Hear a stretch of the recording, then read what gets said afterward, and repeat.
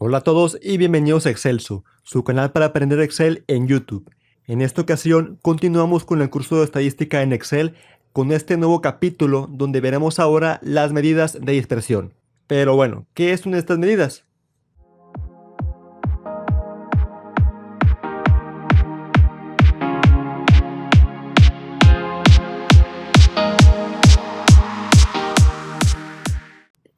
Estas son medidas estadísticas que nos permiten conocer qué tanta variación, variabilidad o dispersión existe en un conjunto de datos que estamos estudiando.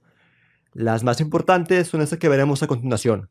La desviación estándar, que se puede representar como el símbolo griego sigma o la letra S, en el cual el símbolo sigma se va a utilizar cuando calculemos esta desviación estándar a partir de una población, es decir, el conjunto total de datos de un estudio. Por ejemplo, si estamos estudiando las estaturas de ciertas personas de una carrera, la población serían en efecto las estaturas de todas estas personas de esta carrera. Y la S se utiliza cuando calculamos la desviación estándar muestral, es decir, a partir de una muestra que es una parte representativa de una población. Si estamos hablando del mismo ejemplo, donde tomamos todas las personas de una carrera, una muestra sería tomar únicamente 15 o 20 o 30 personas de esa población, ¿no? Que para sacar muestras, pues hay muchísimas, hay varias fórmulas, pero este es nada más un ejemplo.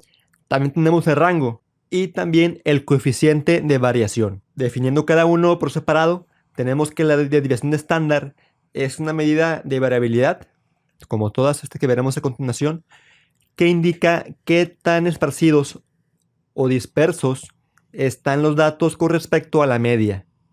El rango es el resultado de la diferencia entre el dato mayor y el dato menor de un conjunto de datos.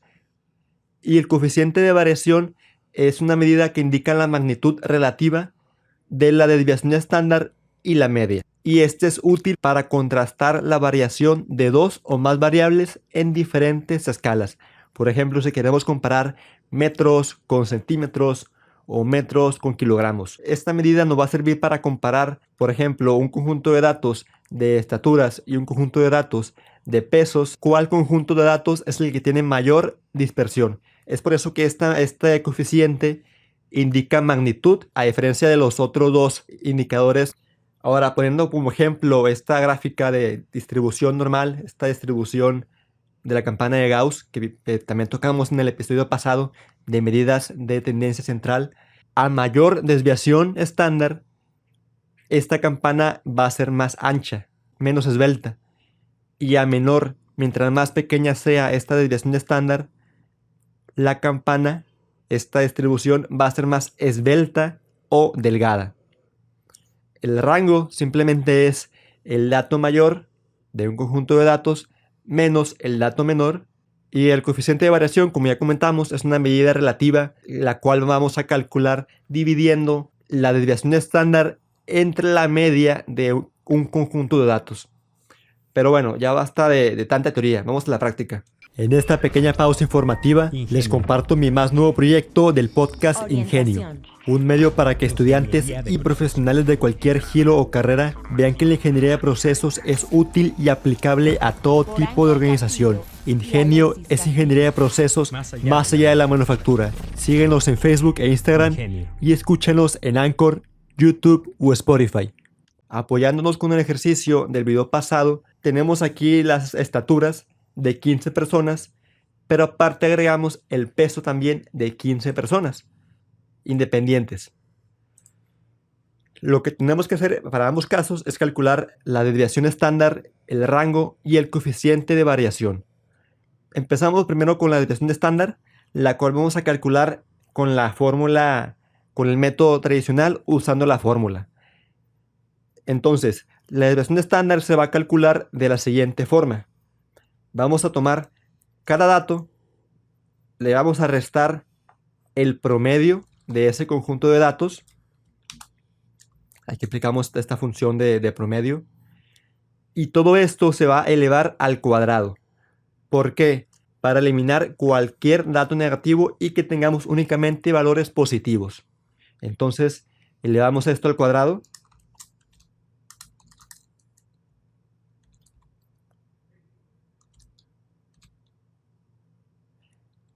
y simplemente arrastramos la fórmula o copiamos y pegamos. Yo copié y pegué como fórmula. Lo sumamos y esa suma se va a dividir por la cantidad total de datos de ese conjunto. Para eso aplicamos aquí una fórmula de contar de la columna A. Pero ojo, aquí como estamos tratando con una muestra de datos, esa es una muestra de datos tomada a partir de una población, la fórmula dice que para calcular la desviación estándar se va a dividir esta sumatoria entre la cantidad total de datos menos 1. Y aquí veremos paréntesis para que estas precedencias no nos afecten. Y listo. ¿Por qué eso le resta 1? Porque la desviación estándar de una población siempre tiene que ser menor que la desviación estándar de una muestra. Porque con la muestra estamos sacando una desviación estándar muestral, la cual puede que tenga cierto porcentaje de error. Y con este dato de menos 1 evitamos este error. Por lo tanto, de esta manera la desviación estándar muestral siempre va a ser mayor que la desviación estándar poblacional. Ya que tenemos esto, lo único que falta es sacar la raíz de este dato. Para eso nos ponemos al principio de la función, de la fórmula,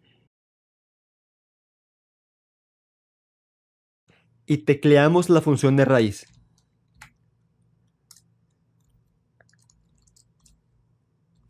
Y listo. Este que tenemos aquí es la desviación estándar muestral de este conjunto de datos. Pero afortunadamente en Excel, pues Excel tiene muchas funciones estadísticas. Tenemos esta función para calcular la desviación estándar muestral, que se escribe de la siguiente manera: best.m de muestra o p para población. Si ponemos la muestral, seleccionamos toda la columna A, nos va a devolver como resultado el mismo valor que calculamos de la forma tradicional.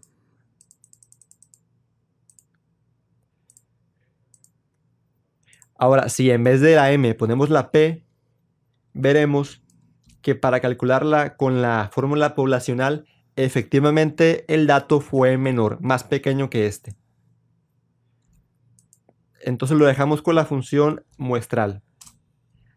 ¿El rango cómo se va a sacar? El rango es el dato mayor menos el dato menor de un conjunto de datos. Afortunadamente aquí tenemos los datos acumulados de mayor a menor. Entonces, pues simplemente sería 1.86 menos 1.46. Pero no se quieren complicar las cosas y tuvieran un conjunto de datos bastante grande, podemos aplicar las siguientes funciones. Igual máximo menos mínimo.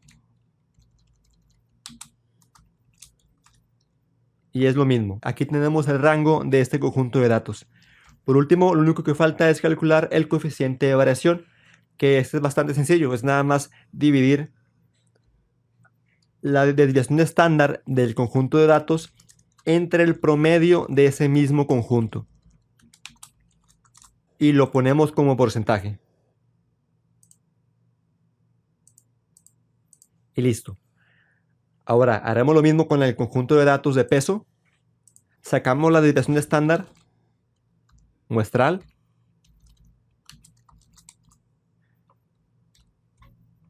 El rango también.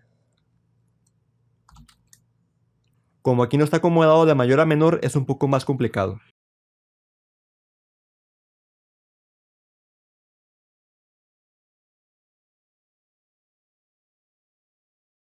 Por último, queda nada más calcular el coeficiente de variación, que como dijimos es la desviación estándar entre el promedio de ese conjunto de datos.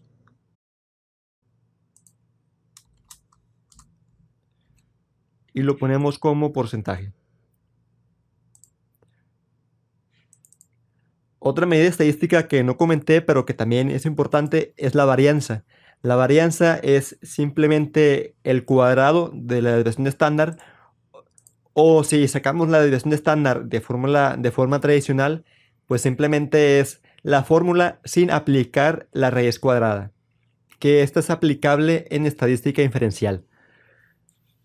Ahora, comparando a estos ambos conjuntos de datos, vemos que uno habla de kilogramos y otro habla de centímetros.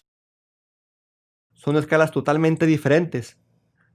Una es de longitud y otra es de masa. Si queremos comparar ambas desviaciones estándar, pues no tiene mucho sentido porque esta desviación estándar está en centímetros y esta desviación estándar está en kilogramos. El rango tampoco, y es porque estas dos mediciones no miden la magnitud.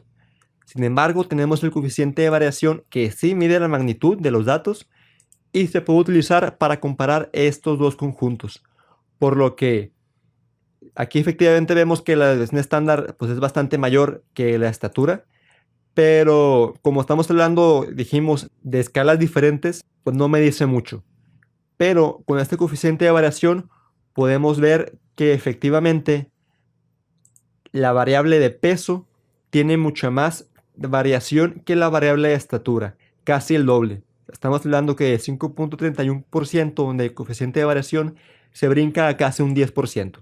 Sin nada más que comentar, los invito a que vean también el video pasado de medidas de tendencia central, donde hablamos del promedio, la mediana y la moda usando como ejemplo un conjunto de datos. Y los invito a que estén al pendiente de esta serie de videos, ya que en el siguiente vamos a ver cómo realizar un histograma a partir de una distribución de frecuencias. Si quieren estar al pendiente, suscríbanse al canal, denle clic en la campanita que aparece aquí abajo. Les agradezco demasiado y nos vemos en el siguiente video. Gracias.